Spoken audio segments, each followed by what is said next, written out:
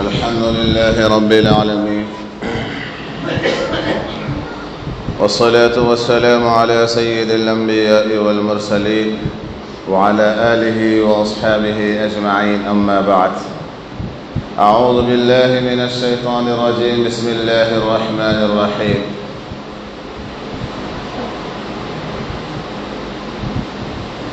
قل هذه سبيلي أدعو إلى الله على بصيرة أنا ومن اتبعني وسبحان الله وما أنا من المشركين. صدق الله العظيم. اللهم صل على محمد وعلى آل محمد كما صليت على إبراهيم وعلى آل إبراهيم إنك حميد مجيد. اللهم بارك على محمد وعلى آل محمد كما باركت على إبراهيم وعلى آل إبراهيم إنك حميد مجيد.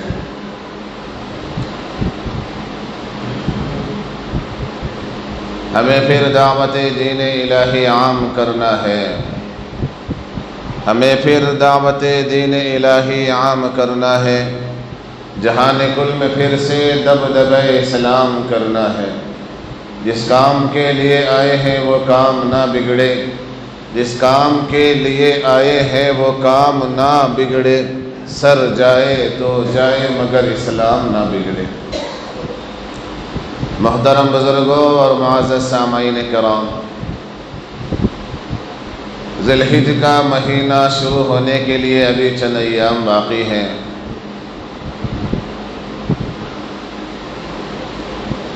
اس مہینے میں حج اور قربانی جیسا دو مبارک عمل مسلمانان عالم انجام دیتے ہیں، کرتے ہیں۔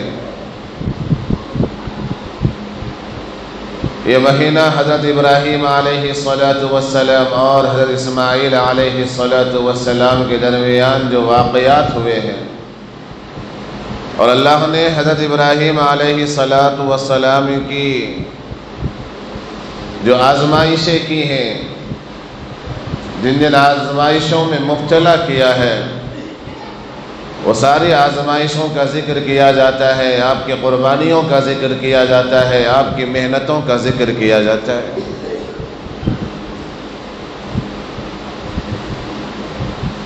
تو حضرت ابراہیم علیہ السلام کی زندگی اٹھا کر دیکھیں گے، جگہ جگہ امتحانات ہیں، جگہ جگہ آزمائشیں ہیں۔ اور یہ بات بھی ہے کہ حضرت ابراہیم علیہ السلام کو خلیل اللہ کہا جاتا ہے، یعنی اللہ کا دوست۔ کیا کہا جاتا ہے؟ خلیل اللہ، یعنی حضرت ابراہیم علیہ السلام اللہ کے دوست ہیں۔ ہر آدمی کا دنیا میں کوئی نہ کوئی دوست ہوتا ہے جس کو وہ جان سے زیادہ عزیز رکھتا ہے، اور ہر دوست اپنے دوست کو آزماتا ہے کہ دیکھنا چاہتا ہے کہ یہ میری دوستی میں پکا ہے یا کچا ہے۔ آزماتا ہے، نہیں آزماتا ہے۔ اگر وہ دوست خوشی میں بھی ساتھ دے، غم میں بھی ساتھ دے، تکلیف میں بھی ساتھ دے، راحت میں بھی ساتھ دے، مشکل میں ساتھ دے، مصیبت میں ساتھ دے، تو وہ دوست ہے۔ اگر وہ دوست صرف خوشی میں، آرام میں، راحت میں ساتھ دے، لیکن غم اور تکلیف اور مصیبت میں ساتھ دے، تو وہ دوست نہیں ہے۔ اور اگر کوئی دوست ایسا ہو تو ہم کیا بولتے اسے؟ بھئی تیرا دیکھ لیے، تیرا بولے تو خالی جو ہے نا پیسے رہ خود آتا، آرام رہ خود آتا، اچھی چیزیں رہ خود آتا، وقت پڑنے پر تو ساتھ نہیں دیتا ہو۔ تو معذر بزرگوں، دوست وہ نہیں ہوتا جو تصویر میں ساتھ کھڑا ہوتا ہے، دوست وہ نہیں ہوتا جو تصویر میں ساتھ کھڑا ہوتا ہے، بلکہ دوست وہ ہوتا ہے جو تقدیر، اچھی یا بری تقدیر میں ساتھ کھڑا ہو۔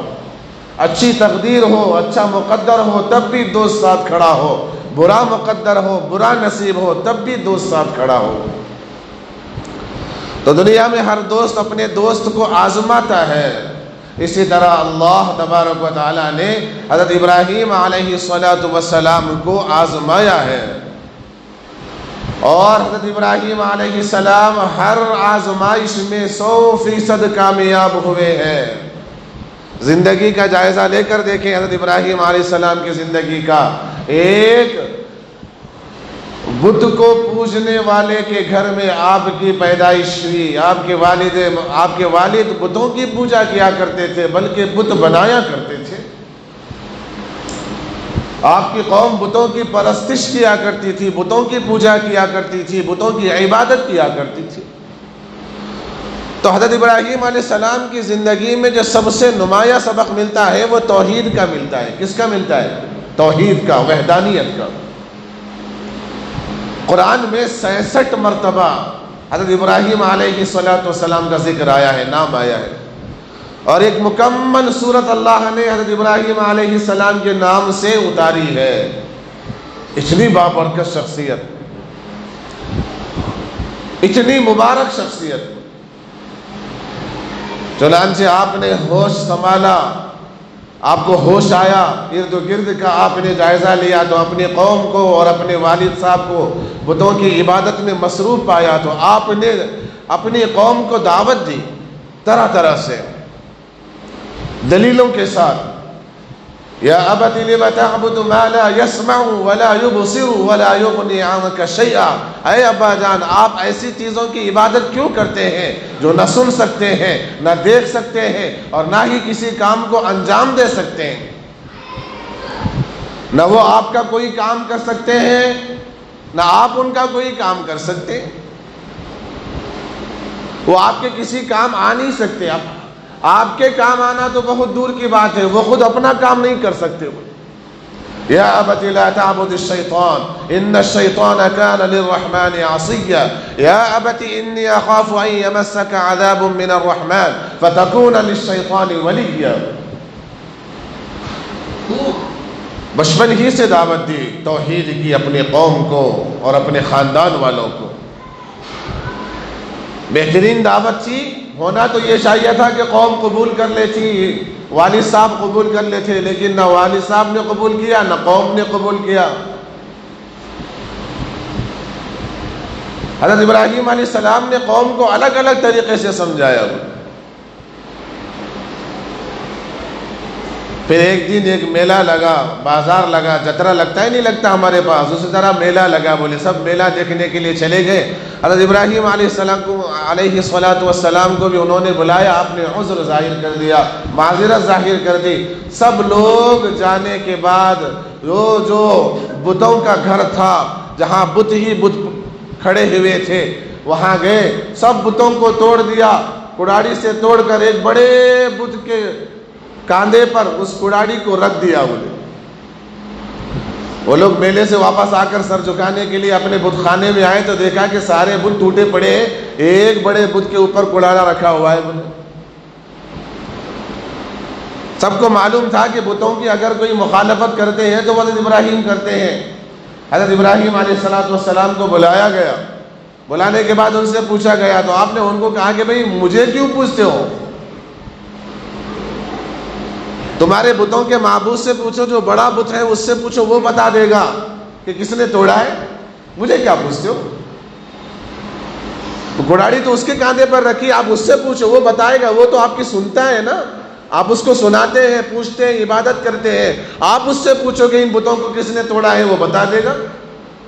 کتنی بہترین دلیل تھی، لیکن قوم نے مجبوراً کیا کہا، ابراہیم تم جانتے ہو یہ نہ بول سکتے ہیں نہ سن سکتے ہیں۔ تو پھر حضرت ابراہیم نے کہا کہ پھر کیوں پوچھتے ہو؟ کوئی جواب نہیں دیا۔ کتنے اچھے انداز سے سمجھایا تھا قوم کو۔ پھر یہ مسئلہ نمرود کے سامنے گیا کہ حضرت ابراہیم ایک اللہ کی عبادت کرنے کی بات کرتے ہیں، وحدانیت کی بات کرتے ہیں، اللہ پر ایمان لانے کی بات کرتے ہیں۔ تو نمرود سے زبردست مناظرہ ہوا، زبردست مکالمہ ہوا حضرت ابراہیم علیہ السلام کا۔ بادشاہ نے پوچھا تمہارا رب کیا کرتا ہے؟ حضرت ابراہیم علیہ السلام نے کہا کہ قال ربی الذی یحیی و یمیت، میرا رب زندہ کرتا ہے مردہ کرتا ہے، یعنی زندوں کو مردہ کرتا ہے، مردوں کو زندہ کرتا ہے۔ تو اس نے کیا کہا؟ قال انا احیی و امیت، میں بھی زندہ کرتا ہوں میں بھی مردہ کرتا ہوں۔ بولے بولے کیسے؟ بولے کہ بھئی ایک بے قصور آدمی کو اس نے قتل کر دیا، اور ایک قیدی کو جس کی زندگی میں عمر بھر قید کا فیصلہ ہو چکا تھا، عمر بھر قید کا فیصلہ سنایا جا چکا تھا، اس کو آزاد کر دیا۔ ایک بے قصور آدمی کو ختم کر دیا، ایک قصور والے کو آزاد کر دیا۔ دیکھو میں بھی زندہ کرتا ہوں، میں بھی مردہ کرتا ہوں۔ اگرچہ کہ جو بات حضرت ابراہیم نے کہی تھی، حضرت ابراہیم علیہ السلام نے کہی تھی، اس کا یہ جواب نہیں تھا۔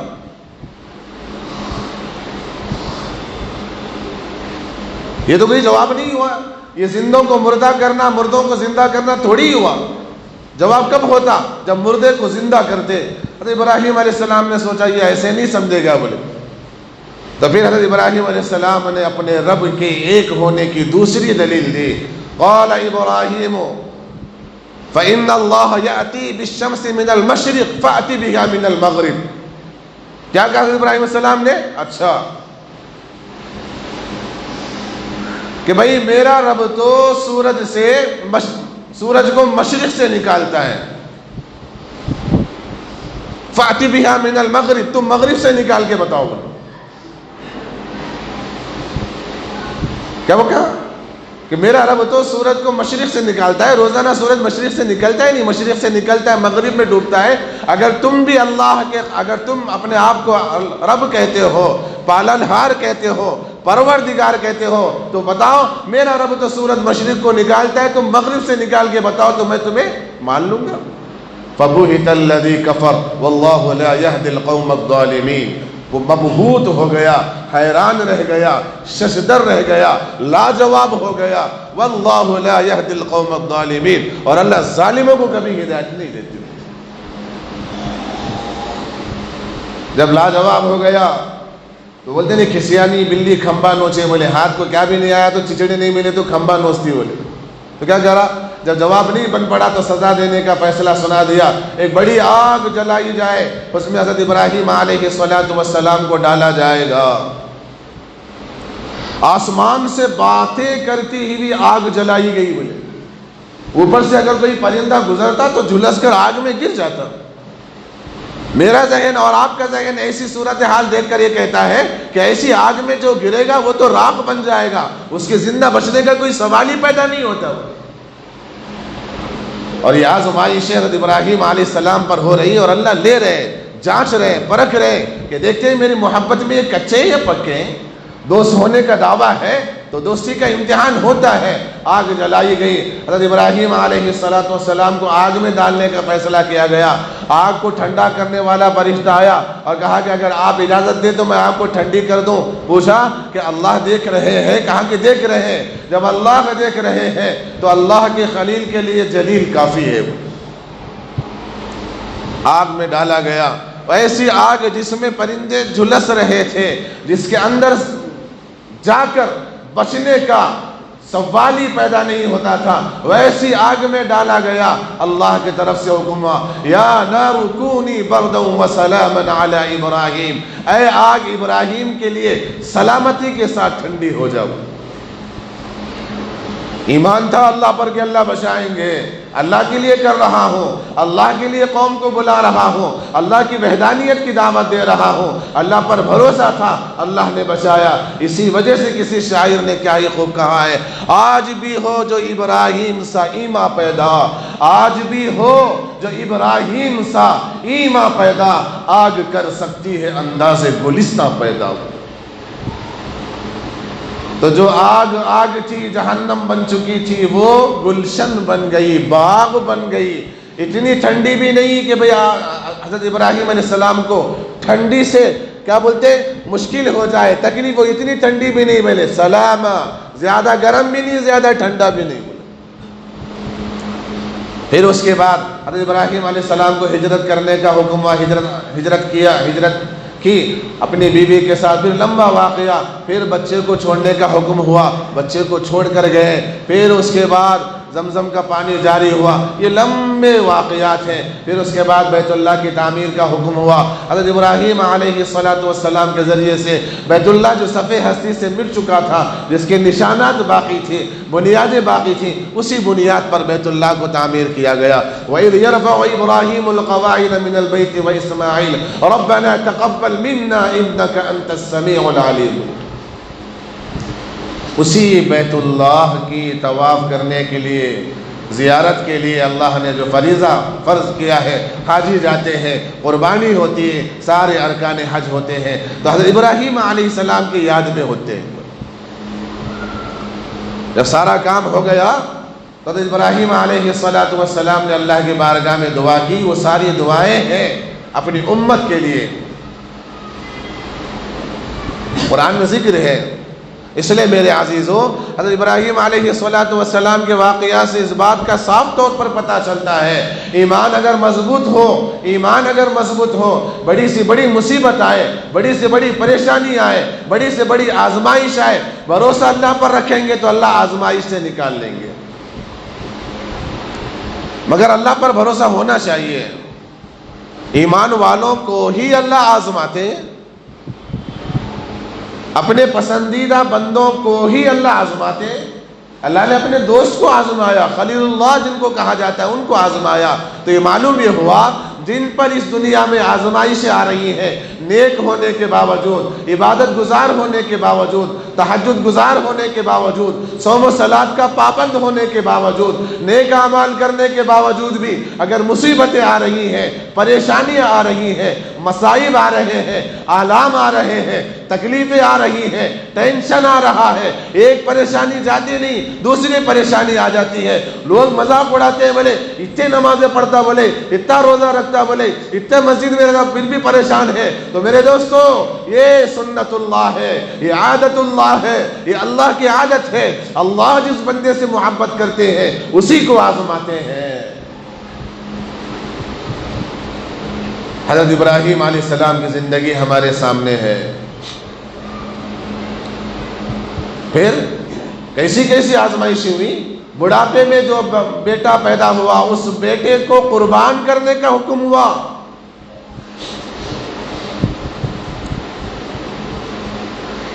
اللہ کے راستے میں قربان کرنے کا حکم ہوا، اور حضرت ابراہیم علیہ السلام اس امتحان میں بھی کامیاب ہوئے۔ میں نے کوئی تصور کر سکتا ہے کہ بڑھاپے میں ایک بیٹے کی پیدائش شروع ہو اور اللہ کی طرف سے حکم ہوا ہو، باپ بھی تیار ہے قربان کرنے کے لیے، بیٹا بھی تیار ہے قربان ہونے کے لیے۔ ایسی مثال اس زمین میں پہلے بھی نہیں دیکھی اور آئندہ بھی نہیں دیکھی گی کہ باپ بھی محبت الہی میں اپنے بیٹے کو قربان کرنے کے لیے تیار ہے، اور بیٹا بھی اللہ کی محبت میں قربان ہونے کے لیے تیار ہے۔ یا ابت انی ارا فی المنام انی اذبحک فانظر ماذا ترى، کہ بیٹے میں آپ کو خواب میں ذبح کرتے ہوئے دیکھ رہا ہوں، آپ کی کیا رائے؟ قال یا ابت افعل ما تؤمر ستجدنی ان شاء اللہ من الصابرین۔ کیا کہا بیٹے نے؟